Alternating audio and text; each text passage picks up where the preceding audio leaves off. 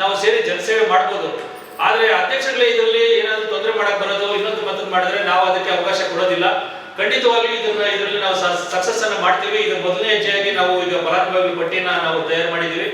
ಮತ್ತೆ ಈ ಒಂದು ಪ್ರಗತಿ ಪರಿಶೀಲನೆ ಇದೇ ರೀತಿಯಲ್ಲಿ ಮುಂದುವರಿಯುತ್ತೆ. 15 ದಿವಸದಲ್ಲಿ ಏನೇನು ಪ್ರಗತಿ ಆಗಿದೆ ಅಂತ ಅಂದ್ಬಿಟ್ಟು ಬೇರೆ ಯಾವುದೇ ವಿಚಾರಗಳನ್ನ ನಾವು ಇಟ್ಕೊಳ್ಳೋದಿಲ್ಲ. ಬರೀ ಇದಕ್ಕೆ ಸಂಬಂಧಪಟ್ಟಂಗೆ ಏನ್ ಮಾಡ್ಬೇಕು ಅಂತ ಅಂದ್ಬಿಟ್ಟು ನಾವು ಚರ್ಚೆ ಮಾಡ್ತಾ ಇದೀವಿ. ಈ ಆಂದೋಲನದಲ್ಲಿ ನೀವೆಲ್ಲರೂ ಪಾಲ್ಗೊಂಡ್ರೆ ನಮ್ಮ ಒಂದು ಈ ಕಾರ್ಯ ಯಶಸ್ವಿ ಆಗುತ್ತೆ. ನಾನು ಅವಾಗಲೇ ಹೇಳಿದೆ, ಸಭೆ ಪ್ರಾರಂಭ ಆಗೋದಕ್ಕೆ ಮುಂಚೆ ಶಾಸಕರಿಂದ ಹಿಡಿದು ಗ್ರಾಮ ಪಂಚಾಯತಿ PDO ಮೆಂಬರ್ಗಳು, ಮುಖಂಡರುಗಳು, ಅಧ್ಯಕ್ಷರುಗಳು, ನಮ್ಮ ಎಲ್ಲ VAOs, ಸರ್ವೇಯರ್ಸ್, ನಾವು ಸೇರಿದಂತೆ ಎಲ್ಲರಿಗೂ ಕೂಡ ಜನ ನೆನೆಸ್ಕೋತಾರೆ. ಈ ಒಂದು ಸಂದರ್ಭದಲ್ಲಿ ಇಂಥವ್ರು ನಮಗೆ ಅವಕಾಶ ಮಾಡಿಕೊಟ್ಟಿದ್ದಾರೆ, ಇವ್ರನ್ನ ನಾವು ನೆನೆಸ್ಕೋಬೇಕಂತ. ಅದಕ್ಕಾಗಿ ನಾವು ಕೆಲಸ ಮಾಡಬೇಕಾಗುತ್ತೆ. ಈ ಒಂದು ಸಭೆಯಲ್ಲಿ ಯಶಸ್ವಿಗೊಳಿಸಿ ನಮ್ಮ ಒಂದು ಸಭೆಯಲ್ಲಿ ಹಾಜರಾಗಿ ನಮ್ಮ ಒಂದು ಕರೆಗೆ ಹೋಗ್ಬಿಟ್ಟು ಯಶಸ್ಸುಗೊಳಿಸಿಕೊಟ್ರಂತ ನಮ್ಮ ಶಾಸಕರಿಗೆ ನಿಮ್ಮೆಲ್ಲರ ಪರವಾಗಿ ನಾವು ಅವರಿಗೆ ಹೃತ್ಪೂರ್ವಕವಾದಂತಹ ಒಂದು ಧನ್ಯವಾದಗಳನ್ನು